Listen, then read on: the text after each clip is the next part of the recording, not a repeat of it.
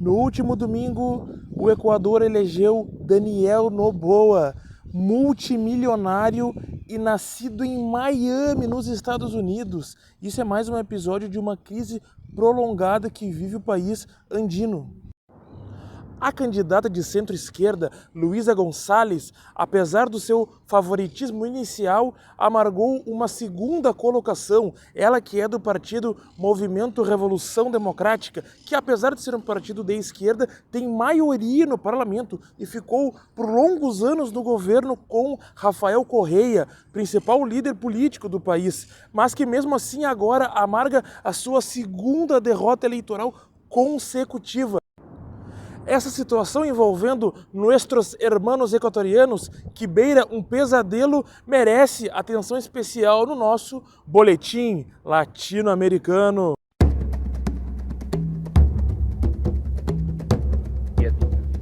Essa proclama é Pátria ou Muerte.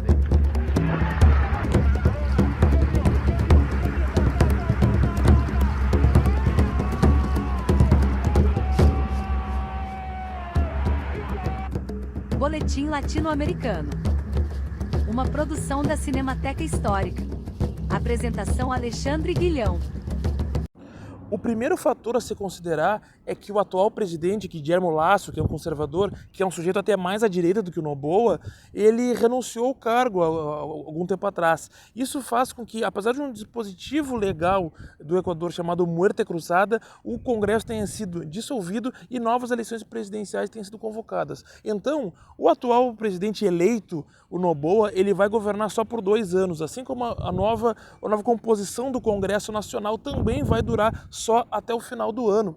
Eu não vou entrar em grandes detalhes porque isso eu tratei num episódio específico do Boletim Latino-Americano, mas só quero destacar que o Equador tem uma situação um pouco diferente dos demais países da América Latina e até do mundo, porque tem um presidente de direita que governa com um parlamento que é majoritariamente de esquerda, pois o principal partido é o Partido Revolução Democrática. O segundo maior partido é um partido da esquerda indígena, que é o Pachacútec. E em terceiro lugar, um partido também de centro-esquerda, do ex-candidato a presidente, o Thomas Herval. Então, as forças de direita eram apenas 4º lugar no Equador. Isso colaborou com que houvesse também uma crise generalizada no país, pois não é comum que o presidente de direita governe com o parlamento de esquerda. Geralmente nós vemos o contrário em todas as partes do mundo, em especial na América Latina.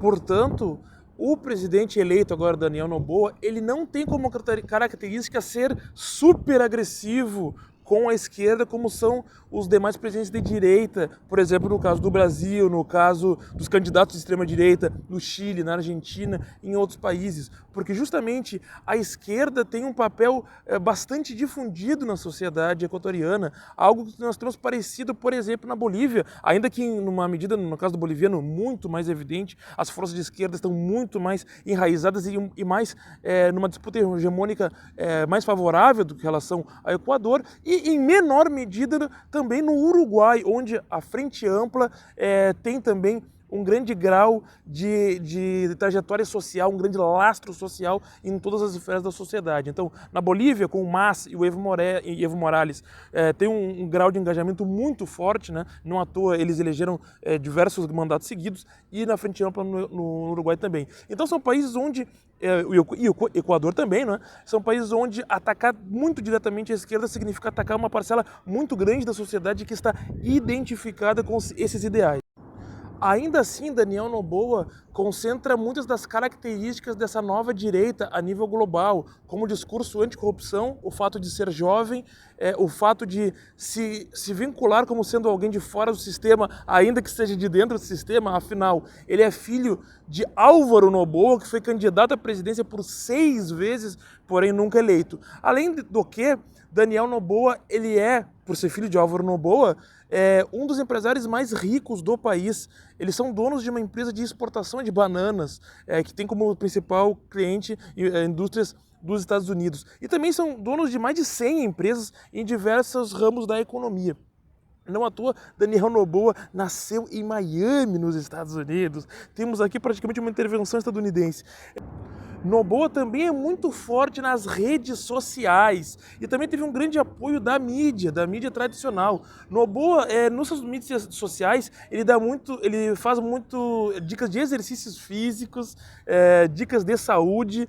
Ele é uma espécie de ele é de fato um influencer digital que mistura muito a sua vida pessoal com a sua vida política. Então, e trabalha muito bem a questão das redes sociais, simulando uma suposta simplicidade. Então são características dessa nova direita que surge a nível global e que tem raízes muito profundas na América Latina.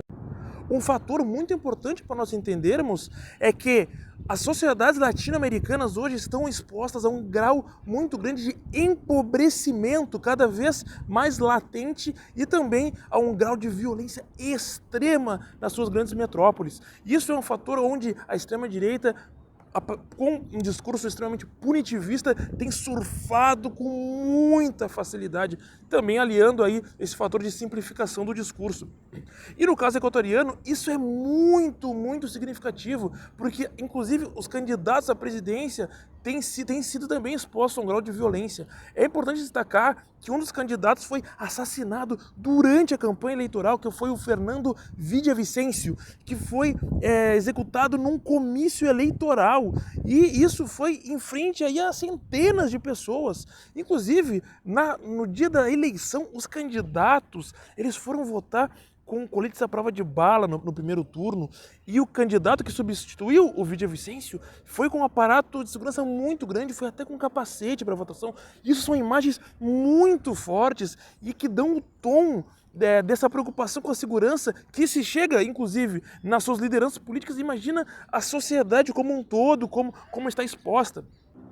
Hoje nós temos, eu diria, a nível global, uma disputa que é muito pouco estrutural e hegemônica sob o ponto de vista da disputa política, justamente porque nós temos uma esquerda que disputa um projeto que está sob a mesma base da direita. O que eu quero dizer? Nós vivemos em uma sociedade capitalista e que é mundializada, internacionalizada. O regime capitalista está em todos os cantos do planeta e, ao disputar num grau de igualdade com a direita, onde a esquerda ela se faz presente numa superfície humanista, é claro, mas que está sob a mesma base republicana e liberal sob a qual está a direita, tem uma disputa que cada vez mais é apenas sutil e não de enfrentamento, onde nós temos uma esquerda com pautas humanistas, uma esquerda bastante próxima ao centro, né?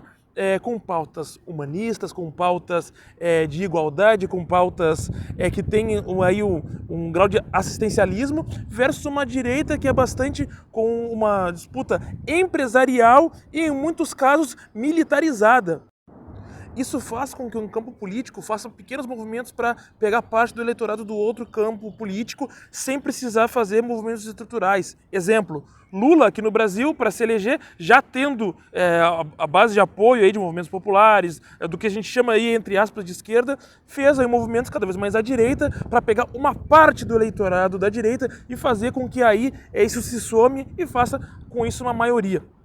O caso equatoriano, digamos, é similar, ainda que o contrário, porque o candidato Noboa, apesar de ter pautas de direita, ele tem um programa de grandes privatizações. Ele quer privatizar a economia equatoriana, que foi bastante estatizada na época de Rafael Correa, o grande líder de esquerda do país. Mas ele ainda assim promete fazer grandes investimentos públicos, ele promete construir muitas universidades públicas, ele promete fazer grandes programas sociais e manter boa parte dos que já existem. Com isso, ele consegue manter uma base de apoio entre os candidatos, entre o eleitorado que tem uma certa identificação com os programas do correísmo, mas não gosta muito ou do Rafael Correa ou do próprio movimento de Revolução Democrática, e essa pequena parte do eleitorado se somando ao eleitorado de direita dá a maioria a ele. Isso, claro, favorecido em um país, como eu já destaquei aqui, onde o correísmo ele é bastante forte em amplos setores da sociedade. E assim nós encerramos o nosso boletim latino-americano, desejando muita sorte e força para o nosso povo equatoriano, para os nossos irmãos equatorianos e dos Andes, e nos vemos na próxima. Espero que vocês aí tenham gostado do episódio, curtam, se inscrevam, sigam aqui para fortalecer o projeto, digam o que vocês acharam nos comentários e nós nos vemos. Até mais!